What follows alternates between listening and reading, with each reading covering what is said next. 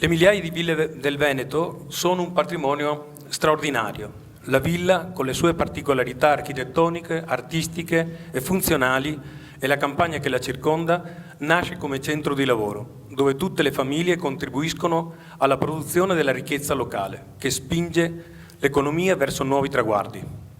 La villa divenne il luogo della vita in armonia con la natura, spazio di produzione e sede di rappresentanza, più tardi centro di aggregazione sociale, area di transito e di commercio. Le ville sono l'emblema della riorganizzazione veneziana, l'avamposto della trasformazione del territorio da parte della Serenissima.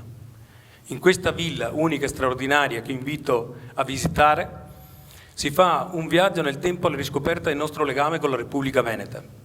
Qui in Villa Contarini si sono costruiti rapporti nuovi con l'ambiente e la comunità locale e importanti relazioni internazionali.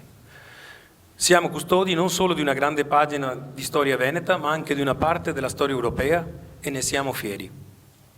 Per questo motivo la Regione del Veneto ha sentito il dovere di proteggere e valorizzare questo monumento della civiltà veneta e ha mantenuto il suo antico splendore. Ognuno di voi può apprezzare la sua bellezza.